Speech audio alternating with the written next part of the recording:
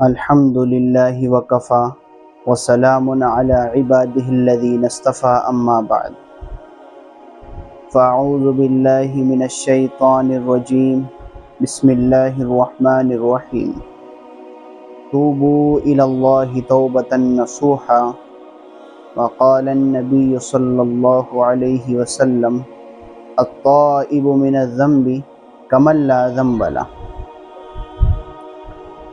بنیادی طور پر ہر انسان، ہر شخص یہ چاہتا ہے، چاہے وہ کالا ہو، چاہے گورا ہو، چاہے وہ پتلا ہو، موٹا ہو، چاہے وہ کتنا ہی گنہگار ہو، کتنا ہی گناہوں میں ملوث ہو، اور چاہے وہ کتنا ہی عبادت گزار ہو، کتنی ہی عبادت کرتا ہو، ہر بندے کی یہ خواہش اور یہ چاہت ہوتی ہے کہ وہ اللہ کا مقرب بندہ بن جائے، اللہ کے قریب چلا جائے اور اللہ اس کو پسند کرنے لگے۔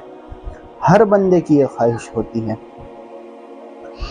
تو اللہ رب العزت کا ارشاد ہے توبوا الی اللہ توبۃ نصوحا، کہ توبہ کرو، اور ایسی توبہ جو پکی سچی توبہ کرو، یعنی ایسا نہ ہو کہ توبہ کرو پھر ٹوٹ جائے، توبہ کرو پھر ٹوٹ جائے۔ ہو سکتا ہے ایسا بھی کہ ایک بندہ توبہ کرے اور توبہ ٹوٹ جائے، جب ٹوٹ جائے پھر دوبارہ کر لو توبہ، پھر ٹوٹ جائے پھر دوبارہ کر لو۔ تو اللہ رب العزت نے ارشاد فرمایا توبوا الی اللہ توبۃ نصوحا، کہ اللہ تعالیٰ سے پکی سچی توبہ کرو۔ اور نبی اکرم صلی اللہ علیہ وسلم نے ارشاد فرمایا التائب من الذنب کمن لا ذنب لہ، کہ جو انسان گناہوں سے توبہ کرتا ہے، جو انسان گناہوں سے توبہ کرتا ہے، وہ اس شخص کی طرح ہو جاتا ہے کہ جس نے کوئی گناہ کیا ہی نہ ہو، اس شخص کی طرح ہو جاتا ہے۔ اور مین پوائنٹ یہاں پر یہ ہے کہ اللہ تعالیٰ کن کو محبوب رکھتا ہے۔ اللہ تعالیٰ ان لوگوں کو محبوب رکھتا ہے کہ جو اللہ کی منشا کے مطابق زندگی گزارتے ہیں، اور جن چیزوں کو اللہ تعالیٰ نے کرنے کو کہا ہے وہ چیزیں کرتے ہیں، اور جن چیزوں سے یعنی منہیات سے وہ اجتناب کرتے ہیں، جن چیزوں سے اللہ تعالیٰ نے رکنے کو کہا ہے ان سے رکتے ہیں۔ تو اللہ تعالیٰ ان لوگوں کو پسند فرماتے ہیں۔ اس کے برعکس اگر کوئی یہ سوچے کہ نہ تو میں اللہ کے حکم پر کم پیرا ہوں، یعنی ان پر عمل نہیں کرتا ہوں، جن چیزوں سے اللہ تعالیٰ نے روکا ہے ان سے نہیں رکتا ہوں، پھر بھی میری نجات ہو جائے گی، ایسا ہرگز ممکن نہیں ہے۔ کیوں؟ اس کی وجہ یہ کہ اللہ رب العزت کے یہاں پر جو مقام و مرتبہ ہے وہ عمل صالح کا ہے، نیک اعمال کا ہے۔ جو بندہ جتنے نیک اعمال کرے گا اللہ تعالیٰ کے ہاں اس کی اتنی قدر و قیمت، اتنی اس کی مقبولیت ہوگی۔ کچھ لوگ یہ سوچتے ہیں کہ ہمارے دادا شیخ الحدیث ہیں، ہمارے والد حافظ قرآن ہیں، ہمارے چچا امام صاحب ہیں، تو یہ ہماری بخشش کرا دیں گے۔ ہرگز ایسا نہیں ہوگا۔ جس کو اللہ چاہیں گے وہ بخشا جائے گا۔ اللہ کے یہاں اللہ کی مرضی چلے گی، ہماری کوئی مرضی نہیں چلے گی۔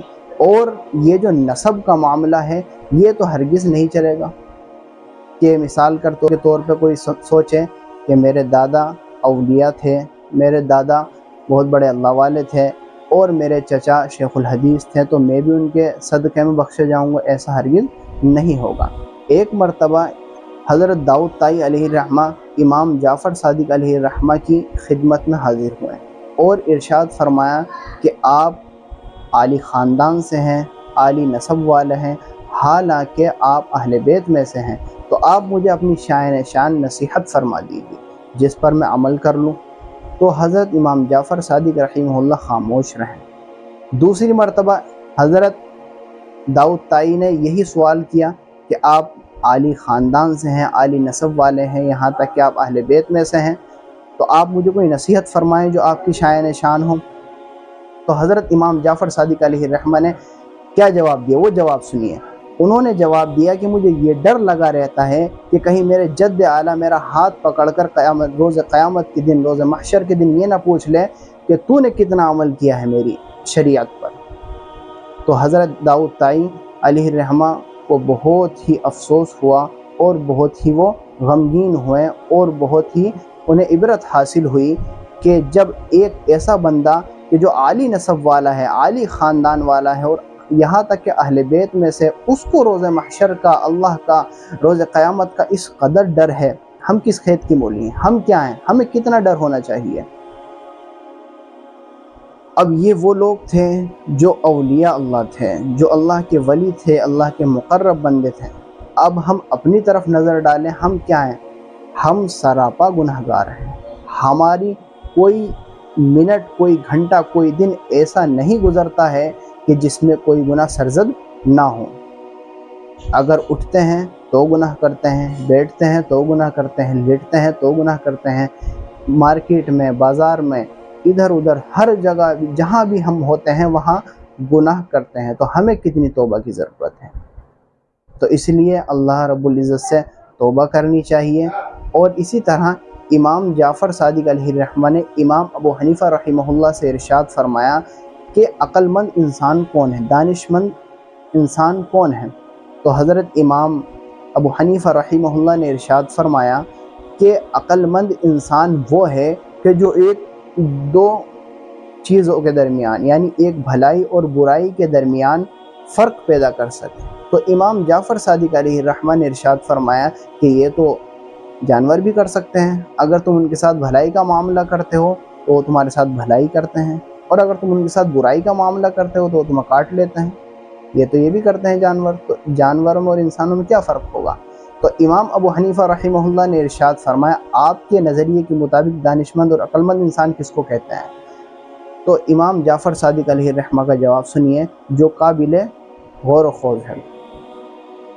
امام جعفر صادق علیہ الرحمہ نے ارشاد فرمایا کہ عقل مند انسان وہ ہے کہ جو دو بھلائیوں کے درمیان یہ فرق پیدا کر سکے کہ اس میں کون سی زیادہ افضل ہے اور کس پر میں عمل کروں، یعنی دو بھلائیوں کے درمیان جس میں سب سے زیادہ فائدہ ہو اس پر عمل کرے، اور دو برائیوں کے درمیان جس کے اندر سب سے کم قباحت ہو، جس کے اندر سب سے کم برائی ہو، اس پر عمل کرے، اس شخص کو دانشمند انسان کہا جاتا ہے۔ تو اس لیے اگر کہیں بھلائی کا موقع آتا ہے تو ہمیں بڑھ چڑھ کر حصہ لینا چاہیے بھلائی میں، اور اگر کہیں برائی کا معاملہ آتا ہے، برائی کے بدلے ہم کچھ کر ہی نہیں سکتے ہیں، برائی کے مقابلے میں اور کچھ ہے ہی نہیں، تو ہمیں وہ برائی اختیار کرنی چاہیے کہ جو سب سے کم تر ہے۔ اللہ تعالی ہم سب کو نیک اعمال کرنے کی توفیق عطا فرمائے، اور اللہ تعالیٰ کے یہاں پر جو بخشش کا دار و مدار ہے وہ صرف اور صرف نیک اعمال پر ہے، نہ کہ نسب پر اور نہ ہی خوبصورتی پر۔ اللہ تعالیٰ کو کوئی چیز پسند نہیں ہے اور وہاں پر کوئی مقبول نہیں ہے، صرف ایک عمل صالح ہے، نیک اعمال ہیں جو آپ کے درجات کو بلند کر سکتے ہیں۔ اس لیے نیک اعمال کریں، جن چیزوں سے اللہ تعالیٰ نے منع کیا ہے ان سے رکیں، اور جن چیزوں کو کرنے کو اللہ رب العزت نے کہا ہے ان کو پورا کریں۔ اللہ تعالیٰ ہم سب کو نیک اعمال کرنے کی توفیق عطا فرمائے، اور اللہ تعالیٰ ہمیں اپنا مقرب بندہ بنائے۔ وآخر دعوانا ان الحمد للہ رب العالمین۔ السلام علیکم ورحمۃ اللہ۔